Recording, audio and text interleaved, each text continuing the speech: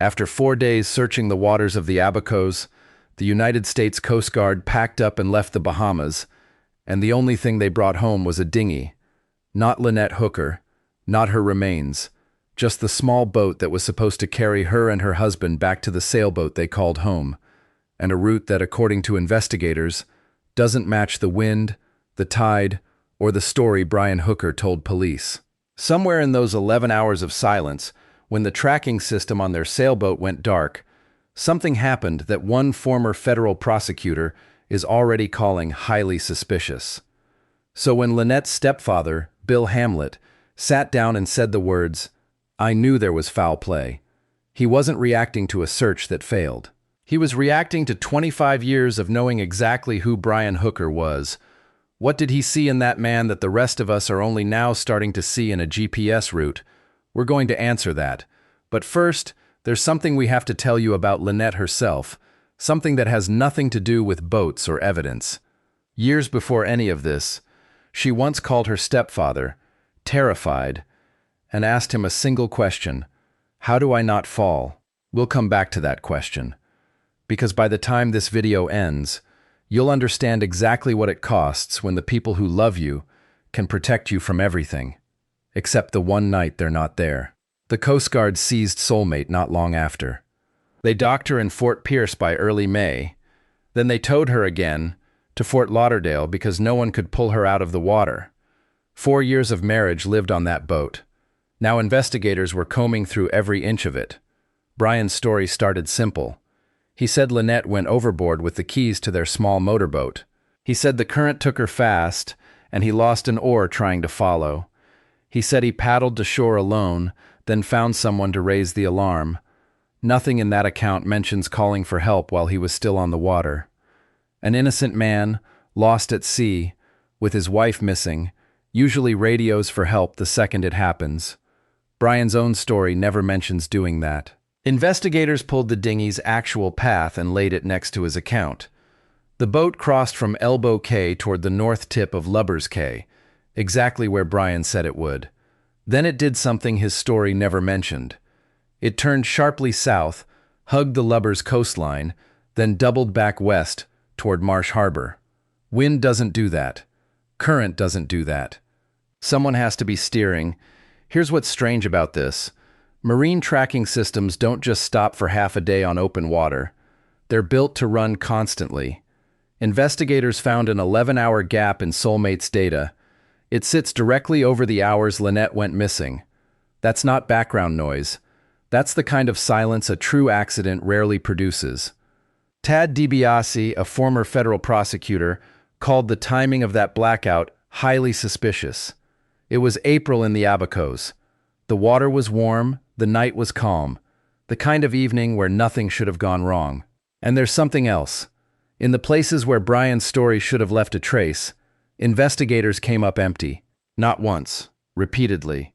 When they laid his account next to the dinghy's actual path, the two didn't just disagree.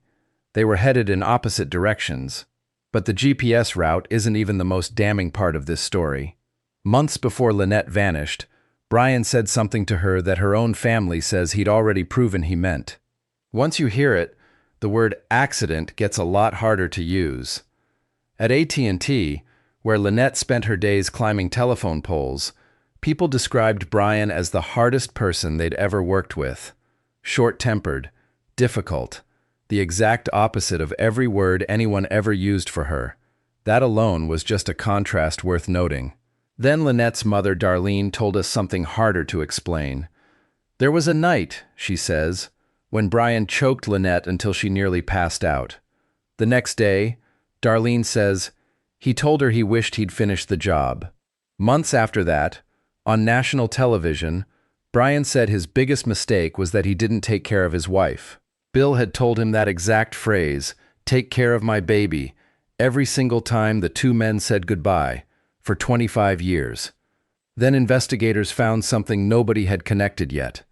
Brian has a brother in California with a cabin that has no electricity and no phone line. People close to him say he'd talked for years about wanting to disappear off the grid completely. That same instinct lined up with the one stretch of time nobody could explain. The 11 hours Soulmate's tracker went dark, the exact window the dinghy changed course. And according to people close to the case, what searchers found, and didn't find, in the spots Brian's story predicted doesn't survive much scrutiny at all. That detail shouldn't matter, but it does. Because years before any of this, Lynette had already shown her family the only way she knew how to survive real fear, by asking for help before it was too late. On the water that night, she never got the chance to ask. Here's what's strange about the cabin. Investigators didn't dig this up after the fact. People close to Brian say he'd been talking about going off the grid for years. That's not a detail you'd expect to matter, until you realize what it might explain. Even now, somewhere in Marsh Harbor, there's a slip of dock space where Soulmate used to be tied up, empty. There's a day Bill and Darlene now just call the DNA Day.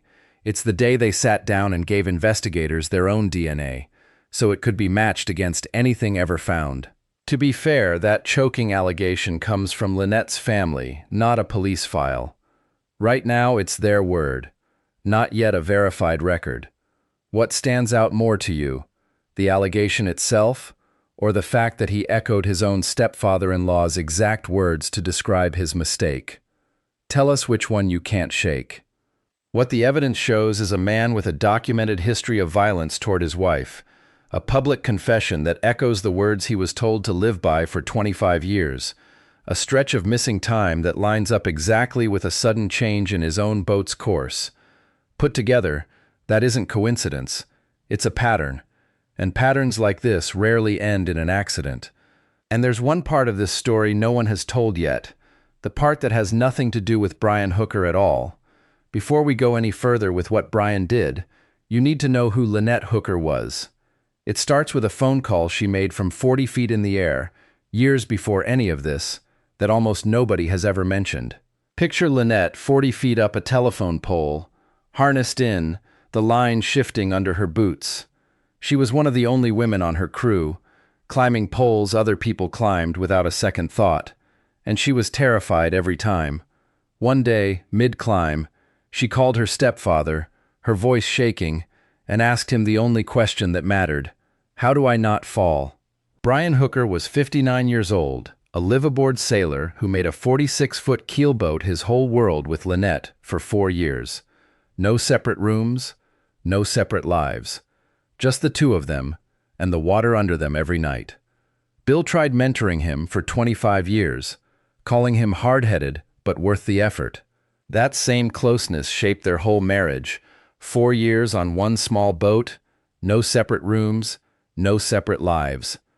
It's exactly what makes the choking allegation impossible to separate from what happened next in the Bahamas. Then investigators pulled something off Brian's own phone.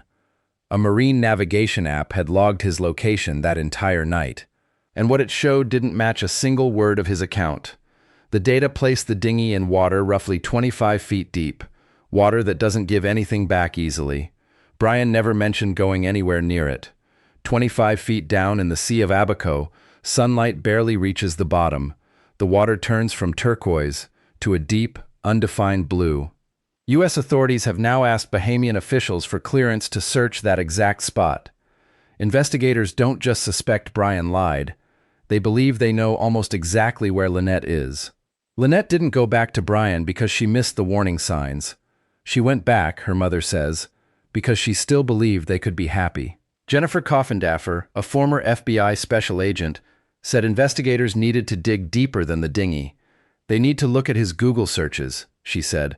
That's exactly the kind of digital trail that surfaced the GPS data contradicting his story. If investigators are right about that location, Lynette may finally be found. But that only happens if this story keeps reaching people. That's why Case Break Network exists. Breaking cases, following every lead, until there's nowhere left for the truth to hide. Like this video, share it, and subscribe so you're here when this case finally breaks. Investigators may know where to look, but there's still one voice in this story that hasn't had the final word. It belongs to the person Brian should have protected the most.